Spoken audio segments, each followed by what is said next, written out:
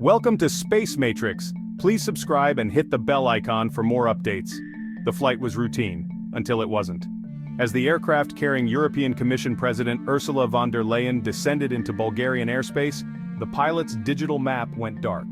The GPS signal had vanished, leaving the cockpit suddenly blind to its exact position. The hum of the engines was the only constant as the crew realized this was no ordinary glitch. The loss felt intentional. A calculated disruption at a critical moment. Pilots flying a high-profile passenger near a tense border now faced a modern nightmare, landing without GPS. Imagine your navigation app dying in a strange city. Now raise the stakes to 30,000 feet and hundreds of lives. The crew's training kicked in, but every second without GPS increased the pressure. Landing requires precision. Without GPS, that precision is at risk. The pilots had to act fast, communicate the emergency, and devise a new plan. The safety of President von der Leyen and everyone on board depended on their next moves. The aircraft continued its descent, but now, instinct and experience replaced technology.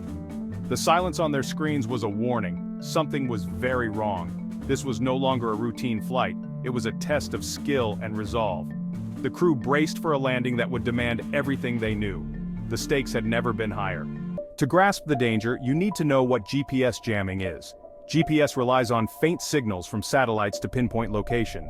Jamming floods those frequencies with noise, drowning out the satellite whispers. The result? Receivers, like those in planes, lose their sense of place instantly. This isn't a random malfunction, it's a deliberate act of electronic warfare. Powerful jammers, often controlled by militaries, can disrupt signals from miles away. For aviation, GPS is the backbone of modern navigation, guiding planes safely through crowded skies and tricky landings. When jammed, pilots must revert to older, less precise methods. Air traffic control loses a key tool for keeping planes separated. Automated landing systems become unreliable. The risk multiplies, especially during critical phases like descent. While pilots train for this, it adds stress and complexity. GPS jamming is an invisible weapon, one that can turn routine flights into emergencies. Its consequences are immediate and potentially catastrophic. The pilots didn't panic, they executed their training. First, they kept the plane steady, then switched to backup systems. The inertial reference system, immune to jamming, became their guide, though it's less precise than GPS. They tuned into ground-based radio beacons using time-tested navigation techniques. Communication was crucial. The crew alerted Bulgarian air traffic control, who provided radar guidance and support. This teamwork between cockpit and ground was vital. Thanks to backup systems and professionalism, the flight continued safely. The plane landed smoothly at Plovdiv Airport, right on schedule. Passengers, including President von der Leyen, remained unaware of the drama. The incident proved the value of layered safety in aviation. The crew faced a direct threat and overcame it. The mission succeeded, but the warning was clear. The skies had changed. With the plane safely landed, attention turned to the culprit. EU and Bulgarian officials quickly pointed east, toward Russia. The jamming fit a familiar pattern: Moscow's use of electronic warfare to intimidate and destabilize. Russia's advanced jamming capabilities are well documented, and Western intelligence has long accused it of targeting NATO and EU interests. President von der Leyen, a vocal critic of Putin and champion of sanctions, was a symbolic target. The message, "We can reach you, even in the air." Russia stayed silent, but the intent was clear to European leaders. This was no random act, it was a calculated escalation. Endangering a civilian aircraft carrying a top EU leader blurred the lines between peace and provocation.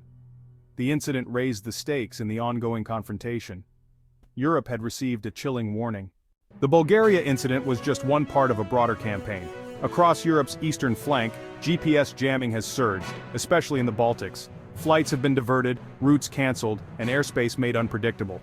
Much of the interference traces back to Russia's Kaliningrad, projecting jamming bubbles over NATO territory. The goal: test NATO's response and disrupt daily life. Maritime shipping has also suffered, with vessels losing GPS and risking collisions. Even civilians near borders have seen their navigation apps fail. This is hybrid warfare, using technology to create uncertainty and fear. Pilots and captains now treat GPS as unreliable, relearning traditional navigation. Airlines and shippers are adapting, building new procedures for a world where signal loss is routine. The jamming is now a constant humming reminder of Europe's tense security reality. The digital battlefield is everywhere, and the threat is growing. The attack came as President von der Leyen toured the EU's eastern front line. Her mission showed solidarity and reinforced support for nations facing Russian pressure. Ironically, the jamming only underscored the urgency of her visit. The threat was no longer abstract. It was personal. Instead of derailing her mission, the incident strengthened her resolve. She continued her schedule without pause, traveling on to Romania and meeting leaders as planned. The message was clear: the EU would not be intimidated. The event backfired as an act of intimidation, hardening Europe's stance. Von der Leyen now had a powerful story, a first-hand example of the aggression she condemned. The incident reinforced the narrative of a reckless Russia willing to endanger lives for political gain. The mission continued, and the message of unity was delivered even more forcefully. Europe's resolve had only grown. The threat had become a rallying point. The jamming of the EU president's plane was a wake-up call for Europe. It showed that even top leaders are vulnerable to hybrid warfare. Security protocols for VIP travel are being overhauled. The EU is accelerating investment in defenses against electronic and cyber threats. This isn't just about more tanks, it's about resilience against invisible attacks. Europe is developing its own technologies to counter jamming and protect critical infrastructure. The incident has shattered complacency and fueled calls for strategic autonomy. More defense spending, industrial cooperation, and unity are now priorities. The failed attack became a story of resilience. The plane landed, the mission continued, and Europe emerged more determined. The message to Moscow: Europe is alert, united, and ready to defend itself. The digital battlefield is real, and Europe is preparing for it.